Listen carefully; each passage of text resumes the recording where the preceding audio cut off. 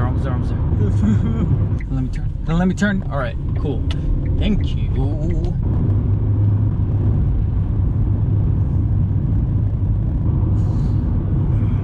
God. All right, stick figure family, go, please. Thank you. Thank you. All right.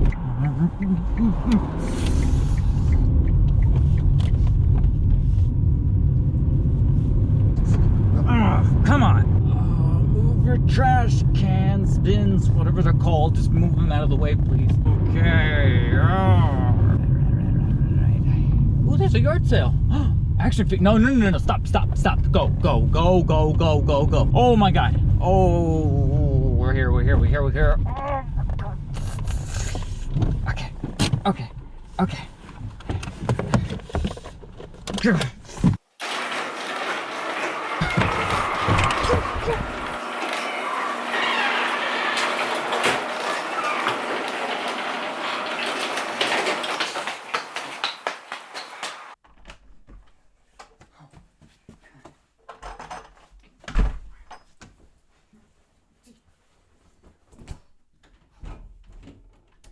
Oh my God.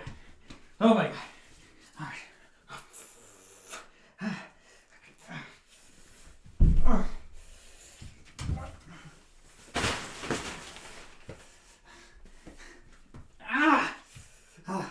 Come on. Okay, okay. Calm, calm, calm. All right, all right, all right.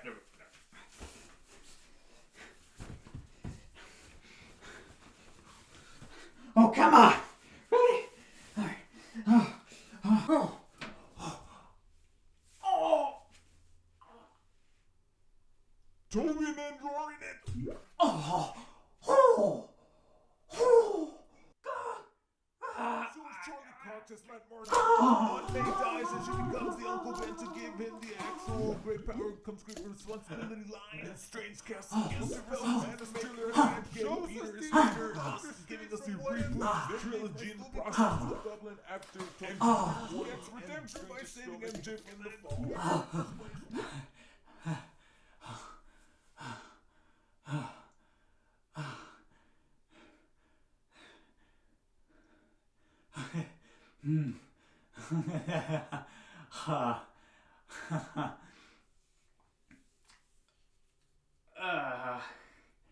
Whew.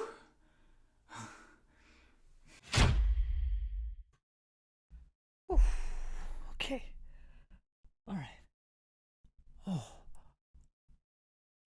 Yeah. Okay. All right. I think I'll be fine. I'll be fine.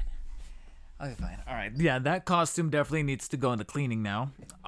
But I just needed to get that just out of me. I needed to get it out because it's time to talk about spoilers. Probably the most needless thing to say, but if you have not seen Spider-Man No Way Home, check out my spoiler-free discussion, or my spoiler-free review rather. It's already up. You could probably find it either in the description or as a pinned comment or anything like that, just in the off chance that you have not seen it at all. By some chance you might have accidentally clicked the video. I know that sometimes YouTube does auto start certain videos, or maybe if you were watching it as part of a playlist or you have autoplay turned on, this might have started by accident.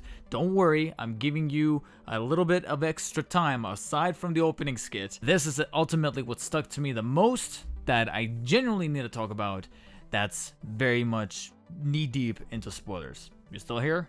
Let's talk. Let's get the two Spider-Man sized elephants addressed in the room, and arguably the worst kept secret. Toby and Andrew are in it. They're in it. There they are. And the way they're handled is just exceptional, because it was kind of a given that they were there, especially after that giant mistake that the Brazil version of the trailer did with the invisible person punching lizard and all that stuff. It was at that point where I knew, I'm like, there's no way that those leaks can be completely disregarded. And as the movie kind of unfurled, we got our confirmation, especially with their inclusion in the climax and how they were going to work with Tom to try to send the villains back to their respective universes, while at the same time also curing them, making sure that they're not full-blown villain 100% of the time. And before we tackle that plot thread, because again, it's easier to kind of talk about those threads and stuff like that without. It's very difficult without dancing around some of the obvious. Is that Toby and Andrew are in it. And like I mentioned in my spoiler-free, completely no spoilers review, where I tackled it clean head-on, I mentioned that one of the growing themes about this movie is second chances, not only for Tom Holland, but it is in fact also a second chance for our two preceding Spider-Man, Tobey Maguire and Andrew Garfield. Specifically Andrew, because I feel like everybody ubiquitously really liked Tobey Maguire as Spider-Man, and overall feel of a very, significant affinity with that Tobey Maguire series, especially going into the MCU. And for 30-year-old somethings like me, we grew up with Tobey. We grew up with that kind of interpretation of Spider-Man. So when Andrew Garfield kind of came around, because Tobey was our first cinematic Spidey, Andrew did come in with some form of stigma or expectation to fill in that role. So when he wasn't exactly hitting all the points that Tobey was with his interpretation, or with the way Raimi directed it or the writers tackled it, there was a little bit of pushback from the general public, some of which included even me. I still stand to this day that with Andrew in those two films, whether it be with the way he was directed, written, or the way he was kind of intervened with because of the studio not being able to rein in back, his interpretation of Spidey was muddled ultimately by, very complicated or very busy scripts, along with direction that was being dealt with by the studios, and inflection of these characters and these villains that needed to be in the movie. So we never got a full sense of gravity to kind of tether us to Andrew Garfield's Spidey. And to this day, I always thought that I felt like he was a great Spider-Man because he was quippy, he was taunting the bad guys, he had this atmosphere and playfulness about him. But sadly, I don't know if it was because of the writing focusing a little too much on the parents, or having kind of like a tug of war between the parents and Uncle Ben and Aunt May, or that version. He wasn't that great of a Peter because he was kind of douchey. He was douchey to the parents, he was douchey to not the parents, but Uncle and Ben and all this stuff. So ultimately, one thing that this movie was just able to harmonize on was giving second chances to these characters, specifically Andrew Garfield. Because a lot of people were theorizing that shot of him, of MJ falling in the trailer, people were saying, I don't think it's going to be Tom rescuing her, it's going to be Andrew. It played out. But a thwip did it. The thwip bastards did it. And there he was, saving Mary Jane, ultimately finding redemption. And that's nuts. The fact that it's little things like that make us feel like the writers are on the same playing field as the audience and the Spider-Man fans. And because of that, there may be, just like Spider-Man himself, there's going to be times where, writers and directors stumble and fall, but ultimately it's how much we stick together, and we get that sense, that cohesion, that we're like, hey, we're listening to each other as far as fans and stuff like that. And that's what No Way Home kind of does for those two versions of Spidey. A little bit more so on the Andrew Garfield, because like I said, he had a lot more stuff to make up for, but even a little bit with Tobey. I mean, there was a little bit of a, I guess you could say, an afterword or an epilogue form of sorts for him in the matter of dialogue.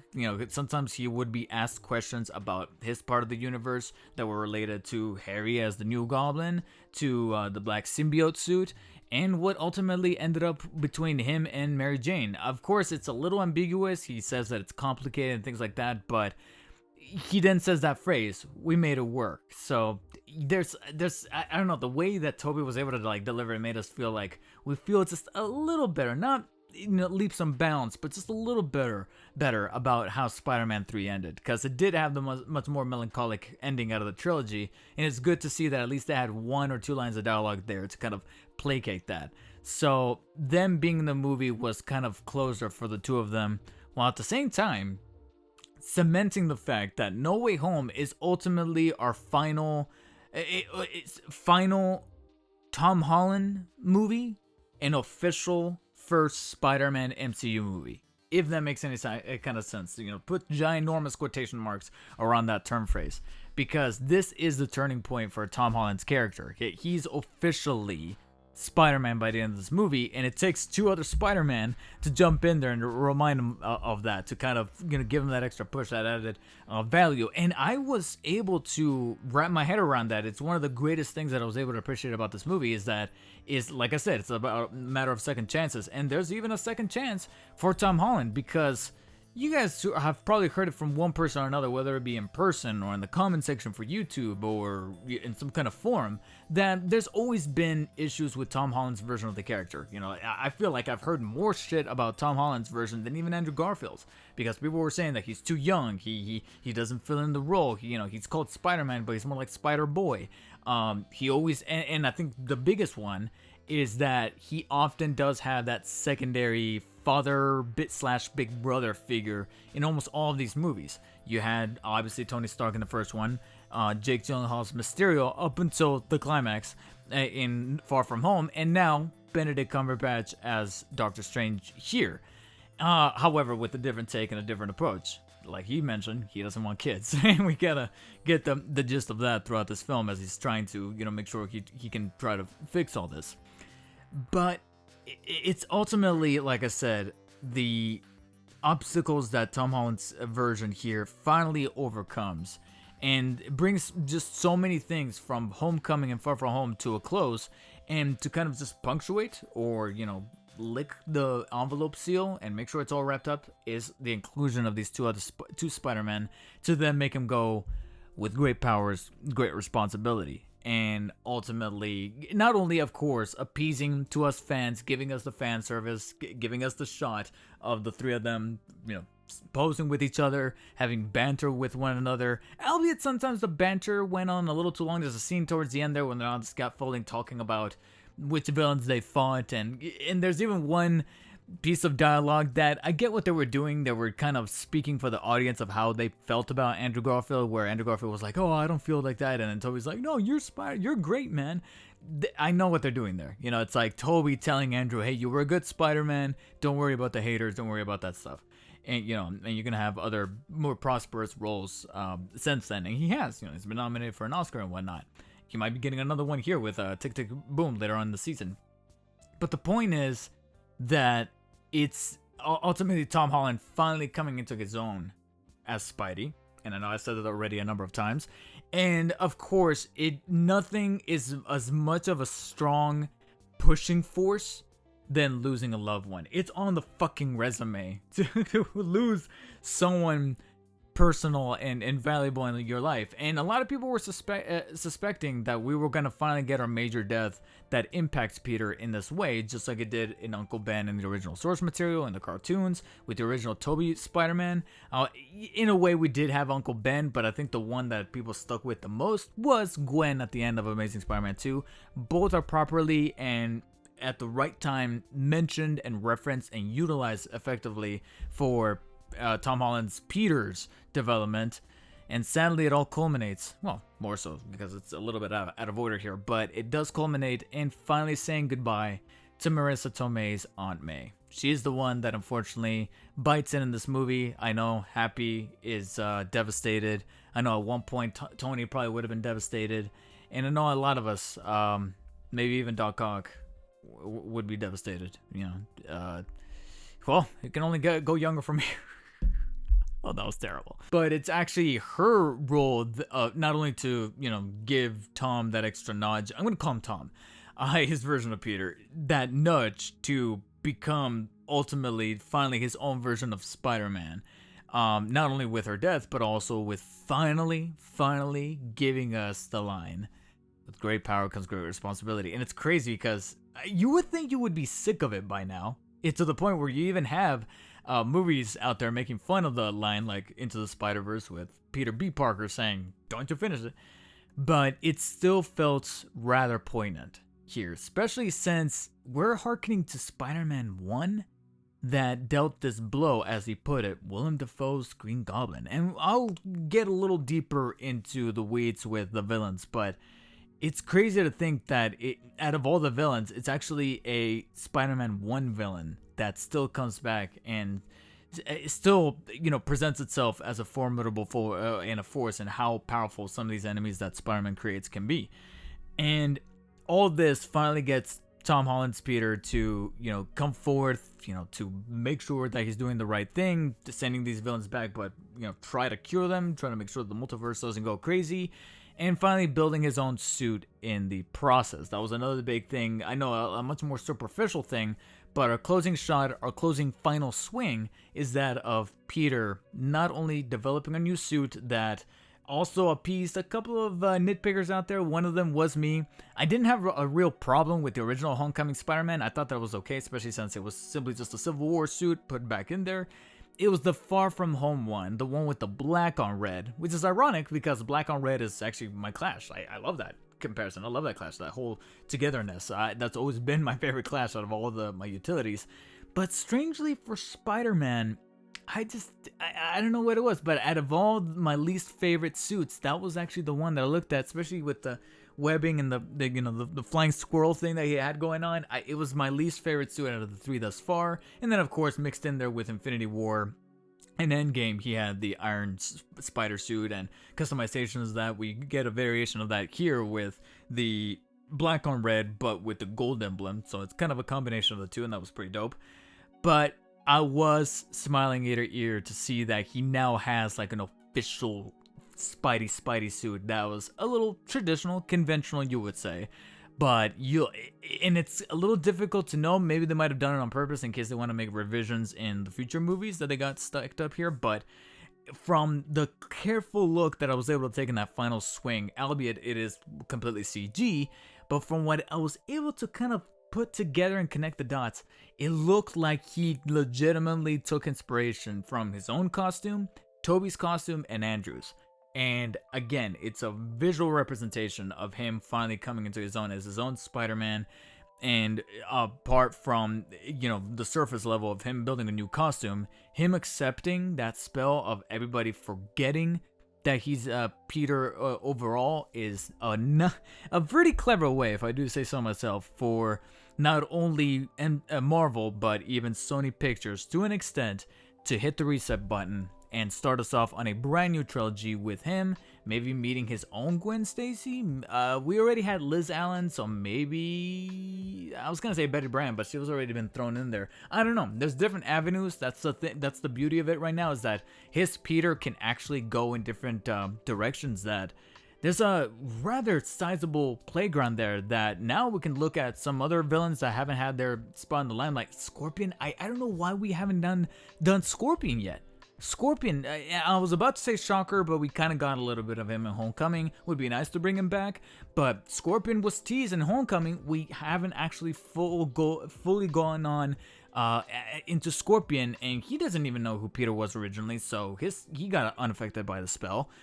There's still room to work with that, so I'm actually pretty stoked and geeked out about the directions that they could take with that final spell that Doctor Strange concocted, while at the same time, like I said, it's ultimately about that second chance. Tom Holland can finally put the naysayers at rest. I'm not necessarily defending him or just kind of holding up a sign being like, protect Tom Holland or whatever, but this is ultimately a second chance, not just for Tobey Maguire and Andrew Garfield, but also Tom Holland as making his defense of being Spider-Man. He will most certainly make a defense on his own without the need of a lawyer. Okay, that was actually the big one, because obviously we've had the leaks for Toby, we had the leaks for Andrew, we even had a couple of other things about whether the end credit scenes or even the ending itself might hint to Venom. More on that later. But as soon as we saw that walking stick pop up, I was like, holy shit, they motherfucker did it. I know there were rumblings about Charlie Cox and Andrew Garfield taking the same flight together and all these other different things that people were like doing, Charlie Day connect the dots type shit. But he finally popped up, and this working in conjunction, and I'm not going to go into too much because even I have not seen the episode, but from what I'm hearing, they timed the most recent episode of Hawkeye perfectly with No Way Home, because I think sooner rather than later, Marvel's going to be making a giant statement. They've been kind of teasing it. Feige has been teasing it, but it's looking like they're finally crossing the T's and dotting the I's of bringing some old school favorites here to the forefront from the Netflix universe. And Charlie Cox as Matt Murdock returns here. He unfortunately does not suit up. He's in classic or classy rather, law-abiding citizen and lawyer mode, but not without showing at least a hint of who he really is, catching that brick. I'm not gonna lie, that was pretty dope. I would forgive. It was that moment that I thought to myself, maybe I can forgive my girlfriend for cheating on me with him. That's fine. That'll be fine. Maybe if I can have a sloppy seconds. So I was pleasantly surprised and genuinely surprised to see Charlie Cox here. Was also a little surprised to not see someone that did say they were in it, were completely upfront about being in it, and yet he ended up being a ginormous troll. Michael Keaton as Vulture. I don't know if maybe there was some kind of miscommunication because he was probably thinking that they were asking him about Morbius, or maybe he was trolling and just saying, you know what, leave me alone. Sure, I mean, after all, this is Michael Keaton that we're talking about. He likes to have fun with people that talk to him about certain movies or interview him or do things like that. He comes from a comedic background, so maybe he was just playing around a little bit, because I do remember some time ago him saying that he was going to be part of the Sinister Six, and yet he was nowhere to be found.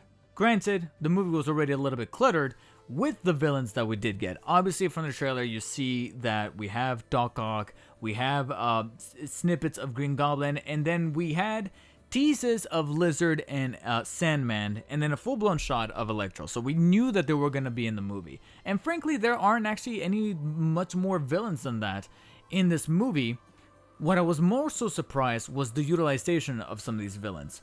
Most of the time it was for the better, but albeit two in particular I thought were for the worse, or I think could have been utilized a little bit better. In my original spoiler-free discussion or review, I mentioned that there were some things I wish could have been chewed on a little bit more outside of just plot elements or development or things like that, because I still felt like at 228 it was just a little bit short. They could have pushed it at the extra 240, 245 with all the different multiverse angles and things like that that they were dealing with.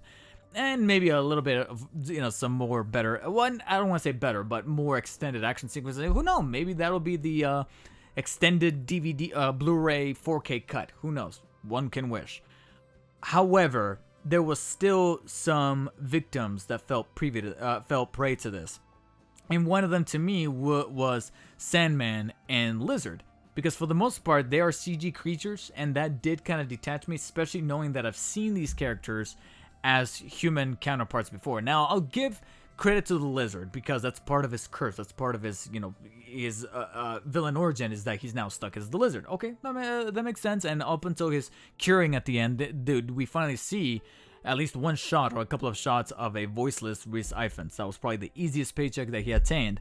Probably only rivaled by the easy paycheck that Thomas Hayden Church got, because you only see him there once again at the end upon being cured, because leading up to that point, it's only his voice attached to a CG body made out of sand.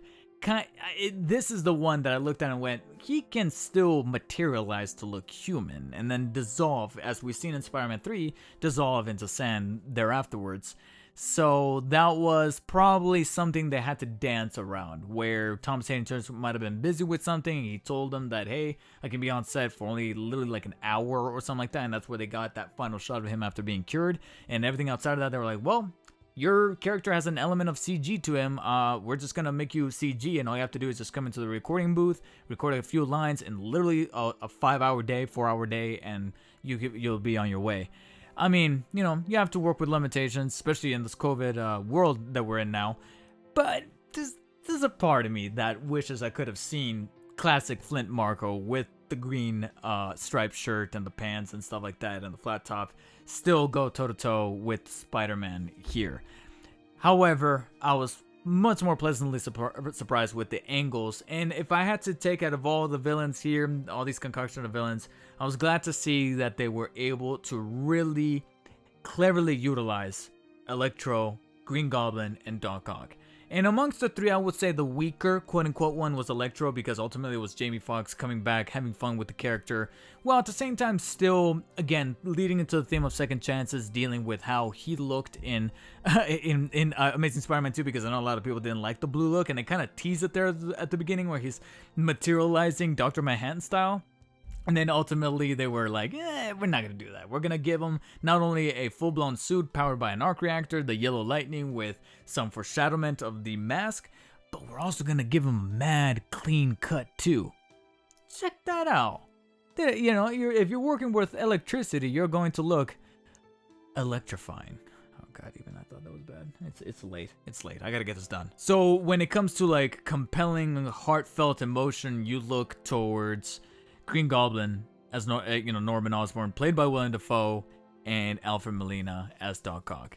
The heart ultimately leads more so towards Doc Ock because what a lot of people were suspecting ended up coming true. Doc Ock does, in fact, kind of play both sides. Wow, that was weird phrasing. What I meant to say is that he starts off as a villain, but just like the movie that he's comes from, Spider-Man 2, there is a tragedy to his character, and it's foreshadowed a number of times by the references he and other villains make to their backstories. They acknowledge the existence of these other Spider-Man movies and what transpired there. I mean, there are Sony owned, so they don't really have to dance around too many restrictions because they're working with Sony.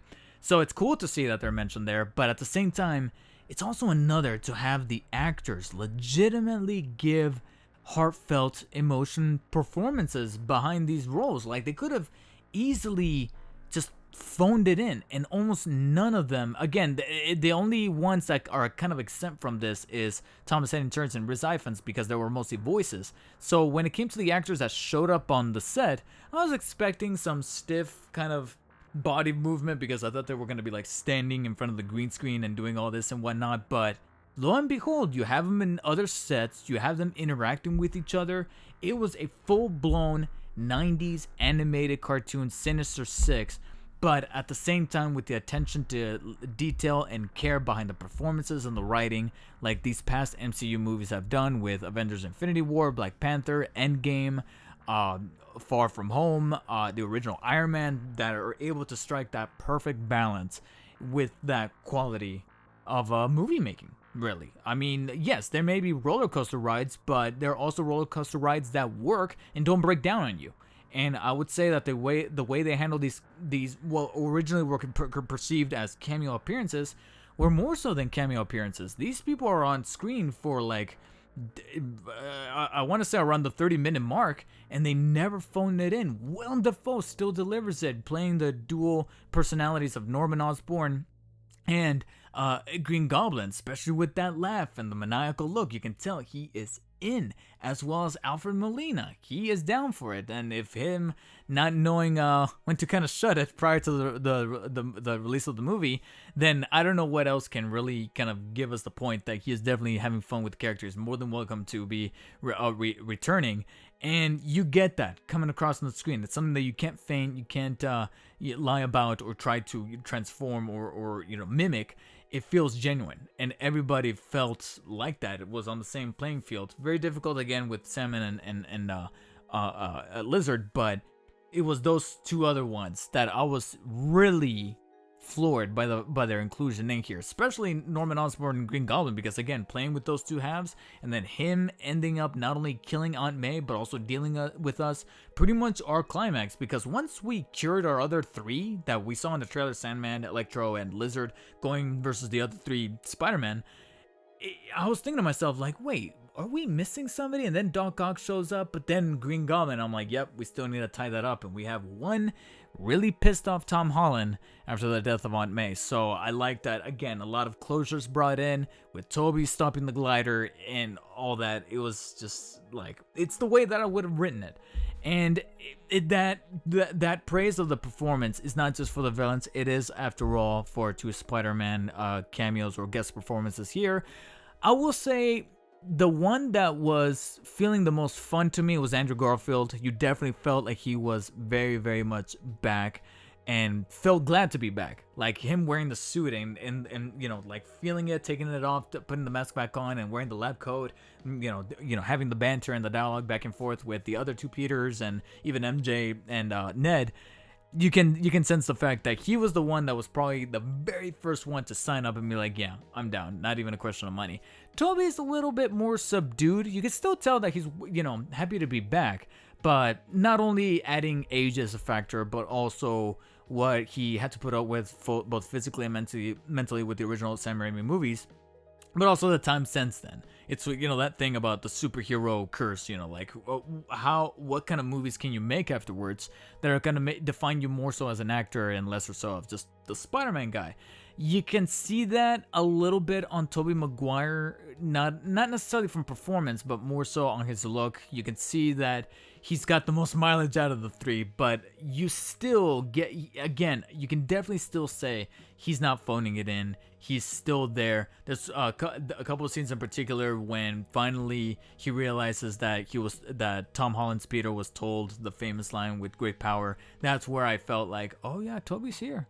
Toby's here. You know, the money is an added bonus, especially coming from a conglomerate like Marvel Studios.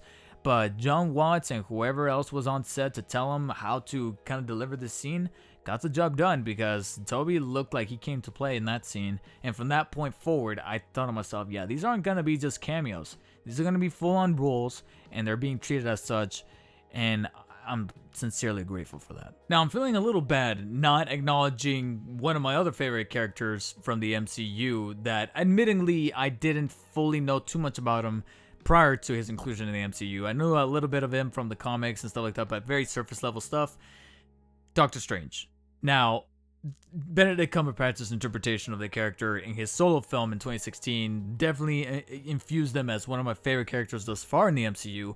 So seeing that he was going to have a very significant involvement in No Way Home, especially because it's his powers and his abilities that created the multiverse in the first place, or at least made the multiverse a, you know, formidable plot line for something like No Way Home, you know, you gotta give him his desserts. And I do appreciate that he still had his great fight with Peter, or Tom Holland's Peter, where they're going through those different panels and those different versions of the multiverse and the mirror dimension and twisting the things around, you know, all that iconic Doctor Strange shots that you expected from the original, but also his inclusion in Thor Ragnarok and Endgame and Infinity War and stuff like that. That all returns here within that segment. Outside of that, I do kind of wish that there was a little bit more Doctor Strange, because once that scene happens, he is MIA for a little while. I mean, he literally just pops in at the end to be like, well, I'm here to try to rack things up, but not much more that I can really do. So I kind of would have liked him to at least take part a little bit more in the final battle, because he practically shows up by the time it's over. But it's good to see he still has a significant presence within the plotline because of his spells and Peter trying to stop it within the box, and then leading up to that fight scene that was visually stunning, especially if you're checking it out in IMAX, like I did. I'm sorry, not to sound privileged here, but if you have an IMAX theater near you, I mean, the whole movie was shot on IMAX, so you're not having the constant back and forth aspect ratio that you may have seen in other movies, Transformers last night. But you're actually going to get the full screen 100% of the time. You see much more picture clarity, not just a plug-in for IMAX, but it legitimately is the superior format to see a movie like this, especially for that Doctor Strange fight scene alone with the Mirrorverse. It's definitely worth it. Now, granted, you could also look at it as a way to kind of recompense for the lack of Doctor Strange by having not necessarily just one end credit scene center around Doctor Strange, but not even be an end credit scene, but a full flip trailer. Well, maybe not a full trailer. I would say more so like a sizzle reel, a first look, if you will, at Doctor Strange and the Multiverse of Madness. God damn.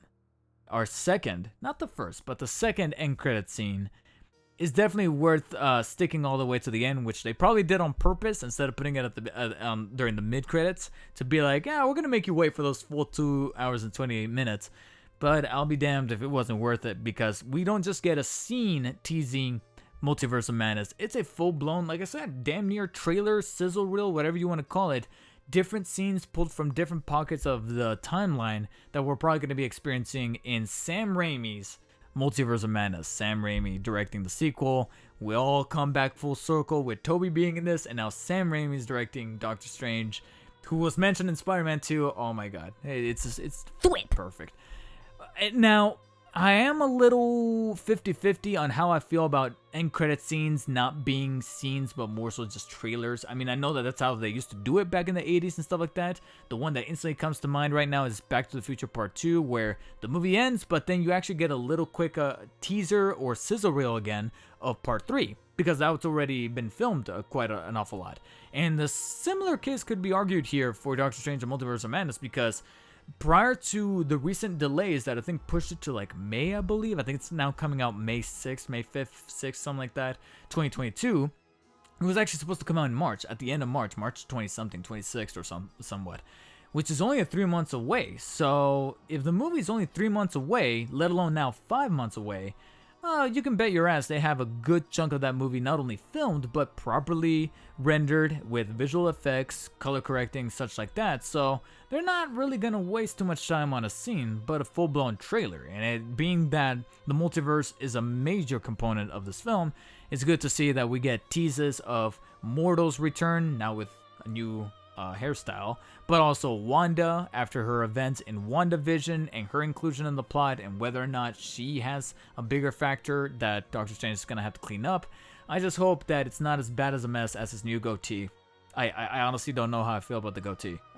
That little like sharp, really black like look, I don't know what it is, but he's had the clean goatee for a while, that then seeing him with like, I know it's comic accurate, but I personally don't like it. I don't know what it is about it, but at least I can honestly say that this is definitely the much more worthwhile end credit scene versus the mid-credit scene. And no, it's not just because it has Venom in it, because I know that a lot of you already know how I feel about Venom. I don't really like the movies, don't necessarily hate them, and I actually will be on the camp of saying that Let There Be Carnage was a better movie, but there's still misguided films in my opinion, from a planning standpoint, from a creative standpoint, from even a business, well actually, you know what, I take it back, not from a business standpoint, because we already got Venom 3 working down the pipeline. However, it's sad that Venom 3 undoubtedly will not be in this new multiverse that involves Tom Holland's MCU Spider-Man. They can't do it. They legit can't do it, because this end credit scene literally hits undo on the Let There Be Carnage end credit scene. I don't know how many of you are watching this up until this, past 30-minute mark, but for those of you who have not seen Let There Be Carnage, the end credit scene teases the multiverse and the big, multiverse spell that Doctor Strange botched, bringing Tom Hardy's Eddie Brock Venom into that universe, and seeing the news headlines that Tom Holland's Peter Parker is Spider-Man, seeing him on the TV, licking the TV, doing his usual Venom stuff. This end credit scene, unfortunately, however, because of the fixture to the spell and sending the villains and our two Spider-Men back home, also means that Venom is returning home. So his traveling from that end credit scene in Let There Be Carnage didn't happen. It's like it didn't happen. Well, for the most part. So we're not going to see that Venom going up against Tom Holland's Spider-Man. And for those of you who say that they won't work because they're different tones, different vibes, Let There Be Carnage had Venom at a underground rave coming out. Literally saying the phrase, "I'm coming out of the closet." I mean, nothing against that. I'm just having a tough time wrapping my brain around that being too dark for Tom Holland's Peter Parker Spider-Man. That doesn't gestate. So why they're hitting the undo button with this end credit scene that didn't rub me the right way, I don't know. But at least it left us with a parting gift, quite literally, in the form of a little symbiote droplet still lingering in New York City. Or at least in Mexico? Or at least that universe's version of Mexico. Maybe that's where Peter's going to be traveling to start a new life, but he just moved into an apartment. So many questions. I just know that this does give Sony Pictures, and in collaboration with Marvel Studios, a leeway into bringing the black symbiote suit or a different version of Venom into this new trilogy that they have set up for Tom Holland. Ultimately, again, working in partnership with the spell, resetting their memory, not knowing who Peter is. It's a good and clever way to be like, all right, we're going to start fresh, but now, moving forward, Tom Holland, or at least Tom Holland's Peter, has now fulfilled his creed as Spider-Man. And that's ultimately what we're taking away from this ending and from this film as Spider-Man fans, and I'm, for one, looking forward to it. Guys, I'm losing my voice. That about does it for this extended, damn near 40-minute spoiler discussion / breakdown of all the things that I was able to really pull out of my brain right now at face value, right off the cuff, no script, no nothing, just got home. And I want to leave with this, is that it's probably going to be a while since we get another Spider-Man movie, or at least a live-action Spider-Man movie, because next year we are going to get Across the Spider-Verse. And a little bummed that we didn't get a Across the Spider-Verse. Well, you did have Jamie Foxx saying that he hopes there to be a black Spider-Man out there. I know for a fact my theater cheered when he said that, because we all knew who he was talking about.